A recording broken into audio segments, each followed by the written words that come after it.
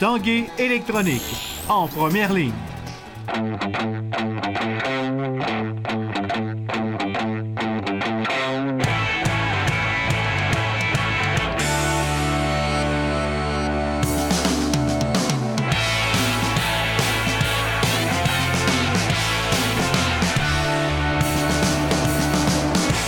Salut, ici Jonathan Fournier. Je vous souhaite la bienvenue à l'Esprit sportif. Aujourd'hui à l'émission, on vous parle de Ultimate Frisbee féminin, mais tout d'abord, parlons de triathlon. La 7e étape de la Série mondiale de la Fédération internationale de triathlon se tiendra à Montréal au début août. Et un des seuls Québécois en liste qui pourra se mesurer aux meilleurs triathlètes au monde est un gars de Montréal, mais établi à Québec depuis longtemps. Il étudie ici même à l'Université Laval et s'entraîne avec le club de triathlon du Rouge et Or. Il s'agit d'Alexis Lepage.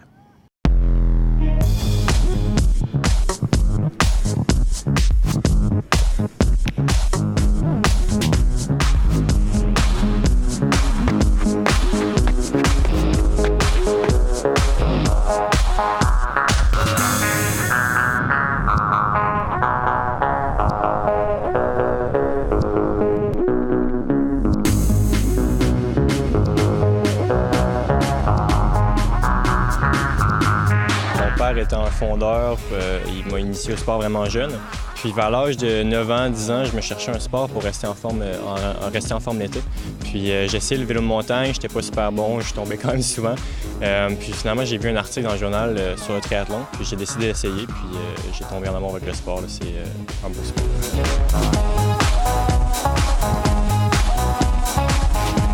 C'est une passion qui s'est transformée en très bonne performance assez rapidement. Au niveau junior, tu as bien performé. Oui, donc en 2013, j'ai terminé premier au championnat canadien junior. Donc ce fut assez, disons, un bel accomplissement pour moi. Puis par la suite, j'ai eu des très bonnes performances au championnat du monde chez les U23. Donc j'ai eu deux top 8. Puis de fil en aiguille, ça s'est très bien passé.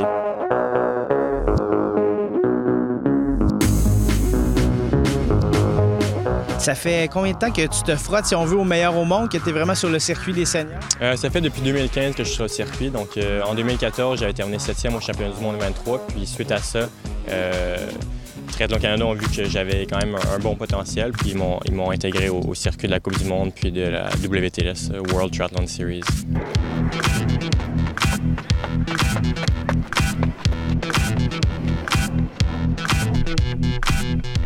Aujourd'hui, ta saison a quand même déjà avancé. Il y a 2 compétitions auxquelles tu as participé cette année qui ont très bien été pour toi et tu reviens tout juste là, d'Allemagne. Oui, exactement.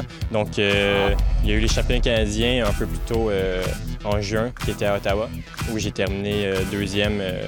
Donc, j'ai terminé vice-champion canadien et premier Canadien universitaire. Puis, suivi de justement le week-end dernier qui était à Hambourg, les championnats du monde de relais mixte, qui va être une épreuve aux Jeux olympiques de 2020. Donc, on est terminé en 5e position, ce qui est un des meilleurs résultats à vie pour le Canada. Qu'est-ce qu'on a annoncé par rapport à la compétition à Montréal très prochainement? Qu'est-ce que ça veut dire pour les gens du triathlon? En fait, c'est vraiment gigantesque parce que pour la première fois, on va avoir deux WTS, World Triathlon Series, au Canada. La première va être à Edmonton, puis la deuxième va être à Montréal, ce qui est vraiment fantastique parce que je suis né à Montréal, puis j'ai grandi... pas vraiment grandi là-bas, mais j'ai de la famille là-bas, donc je vais être devant mes amis, puis ça va être incroyable de courser dans le vieux Montréal, puis de nager dans le fleuve, ça va être fantastique. Pour participer à cette compétition-là, il fallait être sur le podium au championnat canadien, puis je suis le seul Québécois qui a atteint le podium. Probablement qu'on s'attend à un calibre très élevé. Oui, les meilleurs au monde vont être là. Ça risque d'être... assez dur physiquement et mentalement de rester connecté avec les meilleurs tout le long de la course, mais je vais faire de mon maximum pour y arriver. Parfois, les triathlètes ont une spécialité, peut-être une des 3 disciplines dans laquelle ils performent mieux. Est-ce que tu en as une?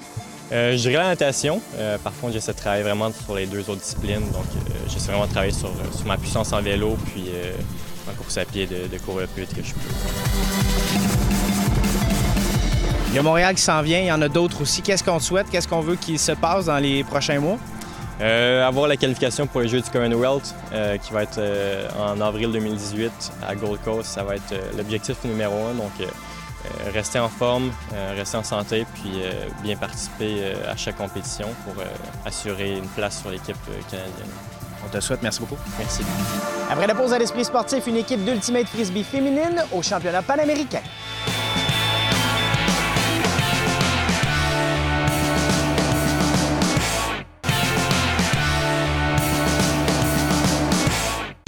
L'Esprit sportif souligne les 25 ans de la Coupe Banque Nationale présentée par IGA. La Coupe Banque Nationale, c'est aussi un tremplin pour les joueuses d'ici. Les Montréalaises Françoise Abanda, Charlotte Robillard-Millette ou la Torontoise Bianca Andreescu pourraient devenir les prochaines étoiles montantes de la WTA. Du 9 au 17 septembre, venez voir nos espoirs canadiennes en action au PEPS de l'Université Laval. Là où tout commence. Une invitation de l'Esprit sportif. En Ultimate Frisbee, ça sera la toute première fois que des joueuses de la Ville de Québec participeront au championnat panaméricain. Ça se tient en novembre en Argentine. Des athlètes d'Ultimate de 18 à 35 ans. Valérie Chouinard est allée les rencontrer à l'entraînement.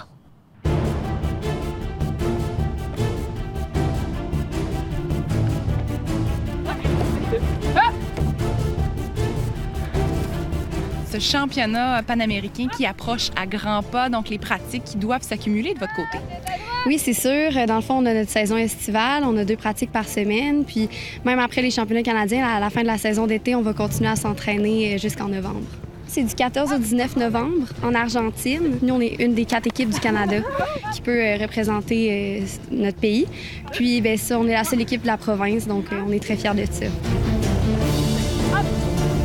Le but, c'était d'aller au championnat canadien. C'était vraiment ça le but. Puis après ça, d'avoir l'option d'aller au championnat panaméricain, mais c'est sûr que une grande partie de l'équipe a embarqué là-dedans dans ce projet-là.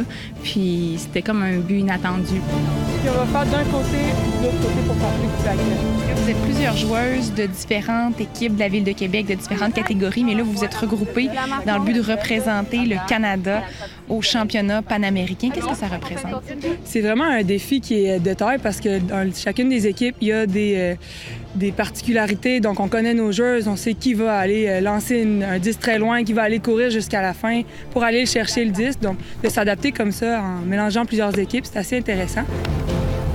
En fait, c'est vraiment l'accomplissement de beaucoup d'efforts. Oui, on participe au championnat canadien, ça a déjà une certaine renommée pour toutes nous autres.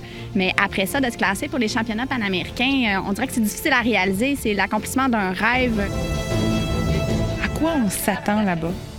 C'est sûr que nous, bien, on a hâte d'avoir l'expérience. C'est un nouveau pays aussi. Il faudra s'adapter autant côté sport que de nos personnes. Puis c'est sûr qu'on a hâte d'avoir beaucoup de rivalités, différents styles de jeu, c'est différents pays. Puis on a hâte de voir ce que ça va donner. On s'entend à beaucoup d'intensité. On sait aussi que les autres pays vont arriver avec des styles de jeu différents. Peut-être qu'on est moins exposé. On est plus, évidemment, du côté américain, canadien.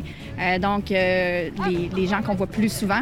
Maintenant, on va avoir plein de belles surprises avec probablement des jeux préparés complètement différents, des styles de lancer aussi. Mais au bout de la ligne, c'est d'aller chercher le meilleur de l'équipe, pas individuellement, mais tout ensemble pour vraiment accomplir un objectif commun, puis d'apprendre dans tout ça.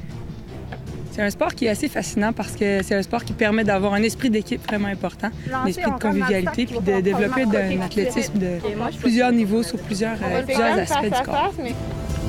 C'est un sport qui joue à l'extérieur puis qui nécessite de lancer un disque. C'est vraiment les conditions extérieures qui vont vraiment venir nous challenger, donc que ce soit du vent, de la pluie, on a même eu de la grêle une fois, donc c'est vraiment ça qui est très difficile. Les pratiques, c'est assez intense, donc on va aller chercher, on va s'épuiser vraiment au début des pratiques. On va faire certains jeux qui miment un aspect du jeu de la partie après, donc pour vraiment ancrer cet aspect-là de la partie dans nos corps puis dans nos têtes, puis après ça, on va l'appliquer en partie. Qu'est-ce que serait ta vie sans le Ultimate? Je pense que je serais beaucoup moins en forme puis aussi beaucoup moins de bonne humeur. Le sport, c'est la santé. C'est vraiment un trip de gang, puis c'est un jeu qui laisse vraiment libre cours à notre imagination, à la créativité dans les jeux. Puis c'est de se faire confiance, puis c'est vraiment quelque chose que j'aime dans un sport d'équipe. si on se met à rêver, c'est évidemment ce qui suit. La suite logique, c'est les championnats du monde, qui est un autre milestone que je pense qu'il y a peu d'élus quand même dans nos vies qui peuvent se rendre là. Fait qu'on se permet d'y rêver avec les championnats panaméricains. C'est sûr qu'il va y avoir des excellentes équipes là-bas aussi qui vont représenter chacun de leur pays. Ça va être de la belle convivialité, un esprit de compétition qui va être très intéressant aussi. J'ai très hâte de pouvoir montrer ce que le Québec est capable de faire. Puis on espère qu'on va bien représenter la province de Québec.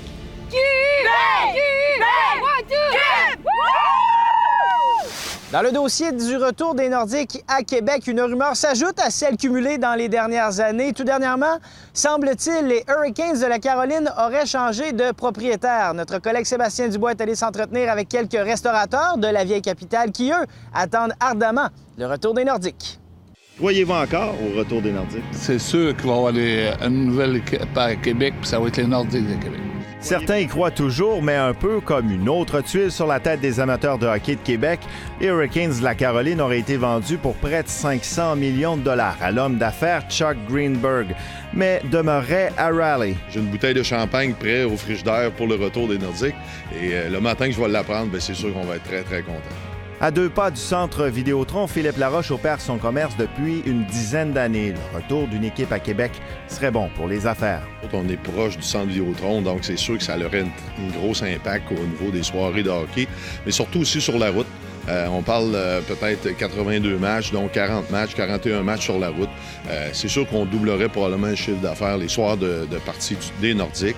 Autre restaurant, même constat. L'avenue d'une équipe de hockey professionnelle à Québec dynamiserait la ville. C'est certain que s'il y avait une équipe de hockey, ça réveillerait la ville. Actuellement, je pense que la ville de Québec est très inerte. Je suis juste allé à Montréal dernièrement, et puis ça bouge, le monde sort, il y a du monde dehors.